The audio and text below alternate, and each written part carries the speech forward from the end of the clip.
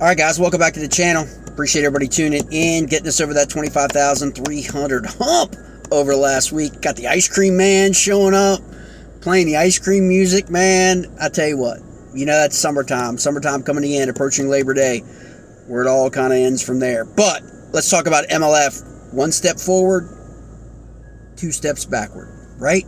That's kind of been the story of MLF for the last 2 years.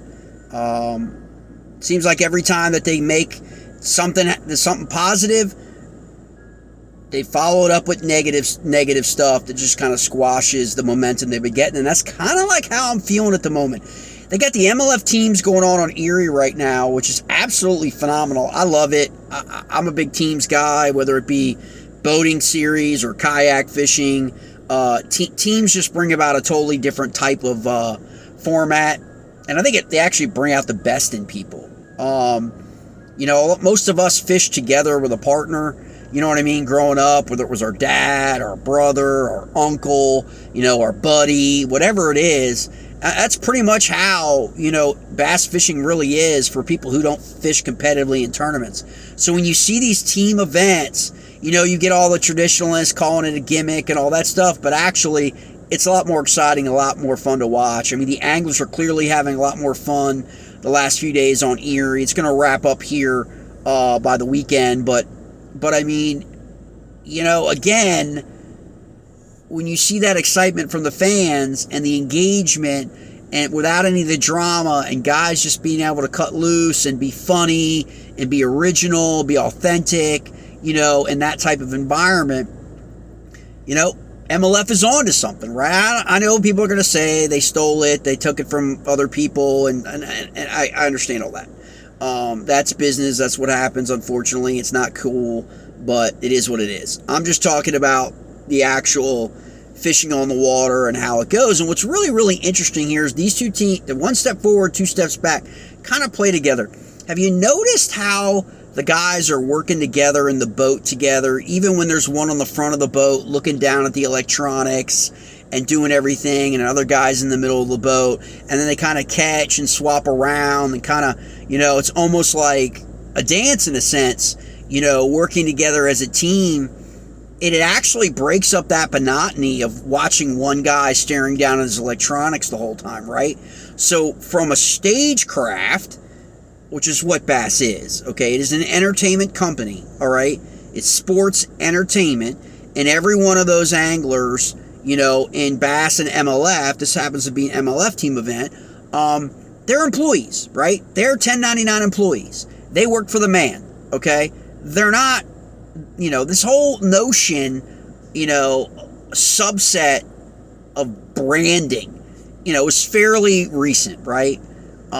Guys creating their own brands and being their own, but in reality, it's smoke and mirrors. Because without the Bass Elite Series or Bassmaster Opens, or without MLF, Bass Pro Tour, Tackle, Warehouse Invitationals, and all of that mess, they don't have anything.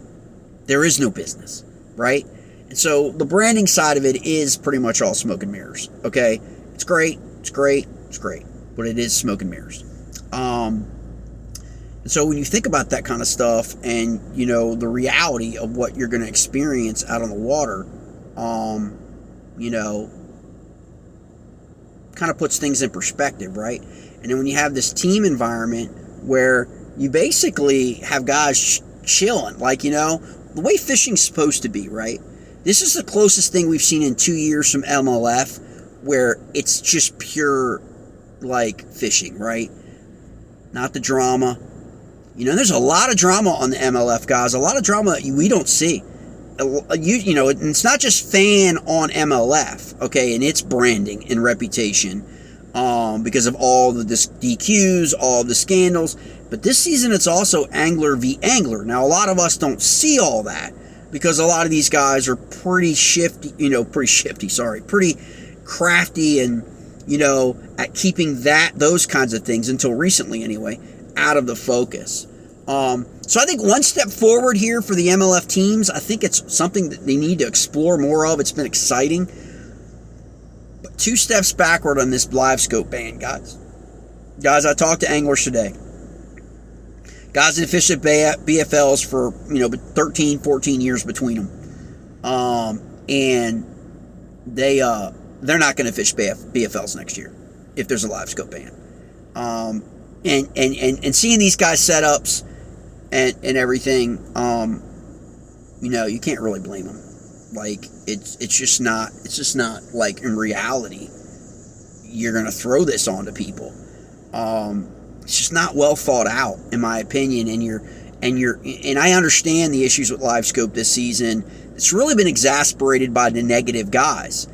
I've always said, look, whatever you're going to do, move past it and don't look back. Right? Move past it and don't look back. Okay? If people don't want to come along on the train, they don't need to come along on the train. Again, and focus on what your core is. Right? They're always going to have detractors. I'm not some big, Livescope guy. Like I'm a homer for Livescope. Anybody who watches this channel knows that's not true. Okay, I look at things from the business perspective, and I'm open and honest, and I try to keep it real. And if you ban BFL Livescopes, fine. But your intentionality as to why you're banning it is displaced, because most of the young people actually just got back from campus today.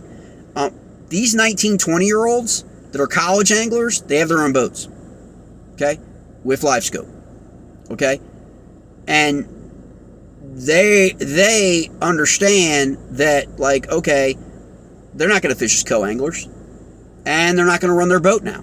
They're going to go fish local series that are growing, like myself, like the Potomac Battle Series and things like that on the Potomac, and their team events and their individual events, and all of that stuff over fishing the BFLs, where now they can't utilize their equipment, they can't utilize their skill sets that they've developed over the last 2 or 3 years, right? They're looking at it from the perspective that I'm going to fish an event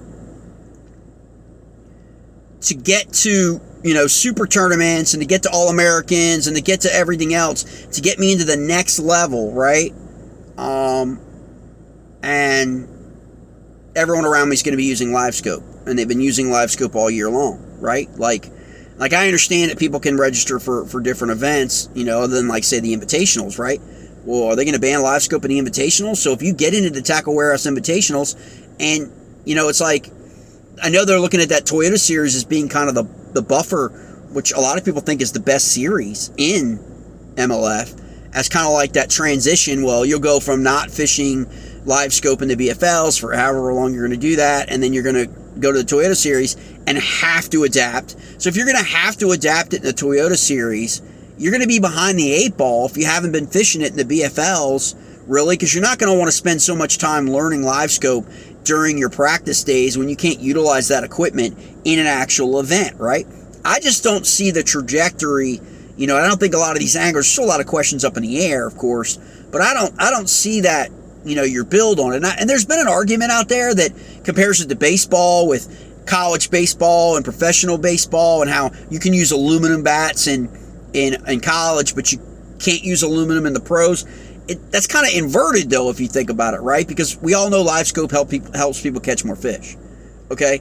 So you're starting people out where they're making it harder to catch fish, not easier. The aluminum bat, a lot more guys bat 400 and 500 in college than in the pros, right? Like, okay, obviously the pitching's better, I get it, but I'm just saying it's a big difference between pro bats and aluminum bats, right? So you've got young guys coming up that aren't, you're not encouraging them to use Livescope. You're not encouraging them to develop that skill set. And then you're scheduling events above in the upper series that are pretty much Livescope diva. I mean, they're diva events for Livescope. And so you're actually asking them to, like, enter events and pay money to fish in events, kind of old school, where everybody else is moving in a different direction. So I'm not sure everyone is going to be very supportive. I think this could backfire. Like I said, 1 step forward with the teams, 2 steps backward with the BFLs.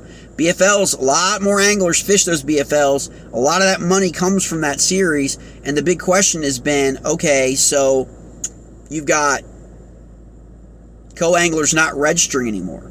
Well, a big proponent of that, guys, is something that probably a lot of people aren't talking about. And it's something I've noticed on the Potomac River. and in the Upper Bay. Most of these young people that have the aspirations of fishing are own their own boats. They're not co's anymore. So they're fishing these events as boaters. And the problem has been boaters versus co-anglers. Not enough co-anglers versus the number of boaters. And they're making the assumption and the assertion, really, that it's because of Livescope, when it's really not, guys. It's really not. If you talk to these guys, it's not that. It's easier to get a boat today. It's easier to get finance, well, it has been. Easier the last couple years from during COVID until probably this summer. Easier to get financing for a boat. It's easier for a young kid who can now finance his boat longer than ever before in the history of financing, okay, to get a boat. So that's what's depleting the co-angler pool. Everyone's talking about it being Livescope, but it's really not Livescope. The real thing about it has always been what it's always been, guys. It's boat positioning. It's where that boater sets his boat up, whether he has Livescope or not. It's the same issue. As a co-angler, you've got to prepare for the fact that you're fishing in the back of the boat, and you're always going to be fishing, for the most part, fished water. Everybody has always accepted that coming up through the ranks, okay? Everybody that I've talked to, some guys excel at being co-anglers, and then they get a boat, and then they fish on the boater side, and you never see them crack the top 20 again, okay? Because then when they move to that boater side, they're in command. They're the ones determining boat positioning. And all that is really communication with your boater and the co-angler in terms of how people are going to work together. That's the number one issue in the BFLs, is the relationship between boaters and co's on the water. That's always been the number one issue. There are awesome boaters, and then there are boaters who absolutely only care about themselves, and that's it. And they don't think that a co-angler should be in the back of their boat to begin with, and they're just complete dicks. Okay? And everybody that I've talked to has had that experience. Okay? Everybody. All right? And so that's the kind of thing that people need to kind of understand, is we can make things about whatever we want to make it about. The anti-Livescope camp, what are they going to say when BFL bans Livescope and the needle doesn't move at all for co-anglers? What's they're going to say? They're destroying the sport then. That's the reality. Is they have had a hand in destroying the sport. Now, I understand the limitations. I don't think you start at the bottom rung, okay? To me, that's kind of chicken shit for MLF to do that, in my opinion. If you are going to make the move on Livescope, you should be making that move from the top down. You should be eliminating it from the top down, not the down up. So I don't know where that psychological mindset comes from, because inevitably you're going to force people to other avenues. And like I said, I've talked to like today alone, I talked to 2 BFL anglers, but I've probably talked to about a half a dozen of people over the last few days that, that are fishing regional events. They're not going to fish BFLs either. They're not going to make the jump to BFL. They'll keep fishing those regional events until it's time, they feel time that they can enter an open. And they'll wait for the open schedules to come out and then have their fingers crossed that there's going to be an open on the Potomac River or on the James River or on the Upper Bay, right? That's what they're going to do. Or maybe close enough for them to limit their travel expenses and save up their money competing locally in their regional trails, which are growing, guys. People are not talking about this fact.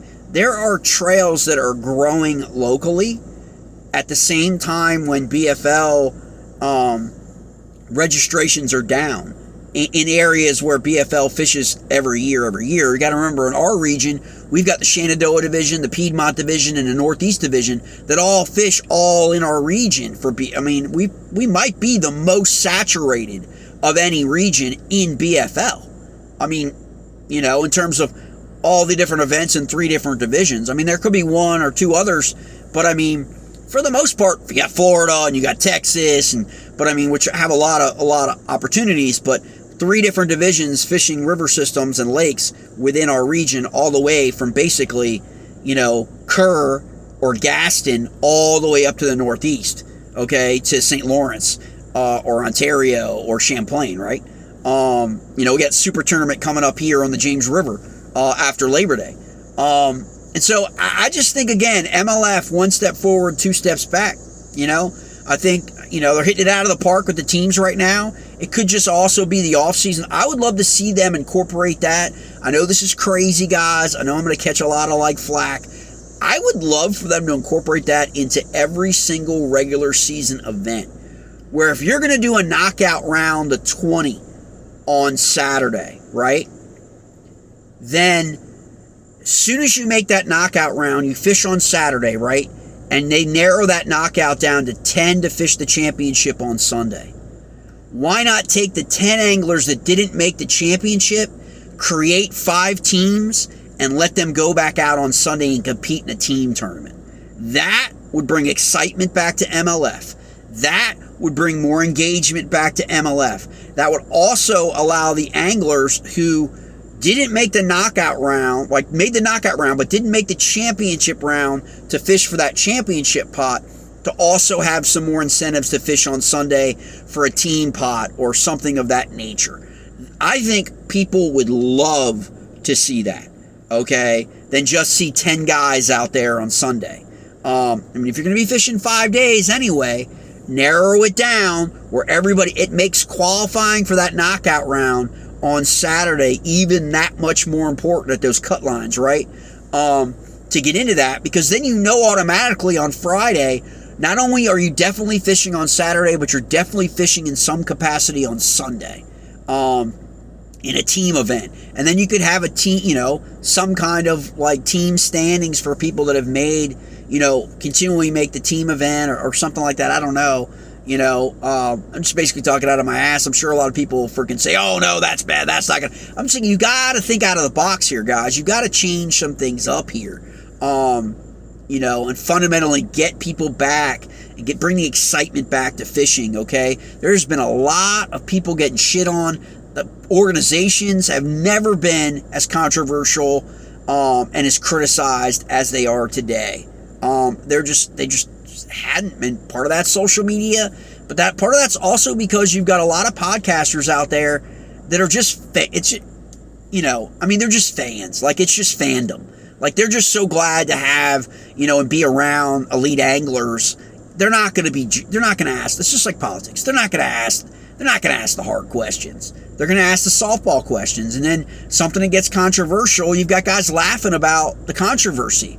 It doesn't really exist, or not really holding people accountable for their actions on the water, because you don't want, you want them back. You want to have a good relationship with them. So you're not really going to ask them hard questions. You're not really going to be because you fear they'll never talk to you again or never come back on your podcast, right? And you live by clicks and views on your podcast. And so, and it's like a self-perpetuating thing that you don't really get to the bottom of shit. You don't really get things addressed. Sure, you're giving someone a platform for platitudes, right? You're giving someone a platform to tell their side of it, but their side of it isn't being challenged or pushed back on. It's okay, we've seen that since St. Lawrence with Chris Johnston. Corey ended up winning the event. Chris ended up winning, obviously, Angler of the Year, but there really wasn't any real pushback. It was just kind of oh yeah, this stuff happens all the time, and people just need it's just not filmed, it's just not whatever, and you're kind of come on, man, seriously, hold people accountable to their actions on the water. If something's a dick move, say, how do you feel about the fans that think that it was a dick move? How do you justify doing that on day 3, and then explain it to people? Sure, the justification is Chris Johnston only cared about himself. People are talking about, oh yeah, he was trying to help his brother win the event. No, he wasn't. He only cared about himself. He said as much. He only cared about, he was fishing for Angler of the Year, and he even said, gee this, gee that, gonna have to deal with it. He had that intention. So okay, you can hold someone accountable to that. And whether or not as fans we believe that is ethical or not, or acceptable. Again, like I said in a previous video, lots of people love Dale Earnhardt. Lots of people love the fact that guy would put people in the wall. Same thing in fishing. It's just a little bit different. It's a little bit more nuanced, okay? But it's the same. There are people who fish aggressive, and intense, and it gets passed over the wayside, okay? Because maybe who their name is, maybe they've won before, maybe they're a veteran, maybe they're legacy, or whatever. But we all know, had roles been reversed, everybody would be talking, even all the legacy anglers, and everyone would be freaking throwing Robert G under the freaking bus. That guy showed professionalism, in my opinion, more than the Johnstons did. That's my opinion. It's not to take anything away from the Johnstons' ability, but I will say this: Chris Johnson did touch up on one thing I'm going to follow up in another video about live. He spoke really adamantly about live revealing all of his spots. Okay, and so maybe that's an issue we need to talk about. Maybe the anglers need to talk about that as a group with bass, in terms of doing away with providing that live GPS point on the map where they're fishing. That's something the anglers should fight for if they really want to do away with it. But again, they're employees, guys. They are 1099 subcontractors. They are employees. So they don't get to make demands. They really don't. They're just like us and our jobs. You don't get to tell the boss what to do. They can make, whatever, but in my opinion, again, that was kind of laid out like, that Bass is to blame for all these spots getting burned up because they're showing anglers, out watching where everybody's fishing on Lake Ontario or the St. Lawrence River or Gunnersville, or Santee or Hartwell or any of these lakes, right? He could be making a valid point. But then again, it's up to the anglers, not us. It's up to the anglers to make that argument to Bass to do away with that. Because if they feel like it's jeopardizing their spot, or